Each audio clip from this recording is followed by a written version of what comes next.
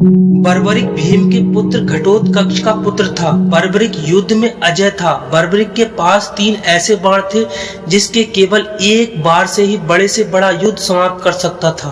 बर्बरिक ने अपनी माँ के सामने ये प्रतिज्ञा ली थी कि जो पक्ष हार रहा होगा मैं उसी का पक्ष लूंगा। जब ये बात श्री कृष्ण को पता चली तो उन्होंने सबसे पहले बर्बरिक की परीक्षा लेने का निर्णय लिया और वो बर्बरिक के पास गए और उससे अपनी शक्ति को दिखाने को कहा। बर्बरिक ने कहा, हे भगवान, मैं एक तीर से इस पेड़ पर जितने भी पत्ते हैं उन सभी को बेध दूंगा।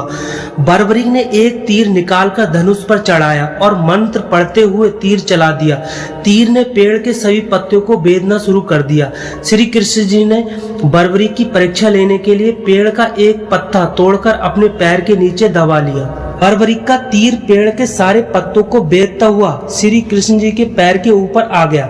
बर्बरिक ने तुरंत कहा, हे माधव, आपके पैर के नीचे पेड़ का एक पत्ता है, कृपा करके अपना पैर हटा लें। श्री कृष्ण जी ने पत्ते से अपना पैर हटा लिया। वह तीर पत्ते को बेध दिया। श्री कृष्ण जी बर्बरिक की शक्ति को समझ गए। उन्होंने बर्बरिक को समझाते हुए कहा कि बर्बरिक, तुमने जो प्रतिज्ञा की है वह अत्यंत विरोधाभासी है। युद्ध में पराजित पक्ष का तुम साथ दोगे और दूसरे पक्ष को समाप्त कर दोगे।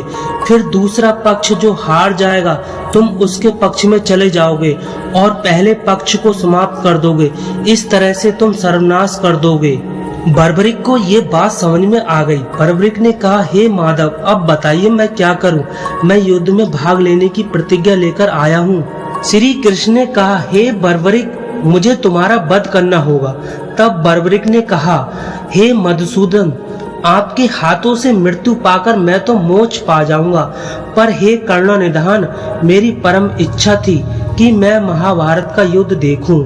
श्री कृष्ण ने कहा, ऐसा ही होगा। श्री कृष्ण ने बर्बरिक का सर काटकर अपनी शक्ति से सिर को जीवित कर दिया और सिर को एक ऊंचे टीले पर रख दिया जहां से वह पूरा युद्ध देख सकते थे।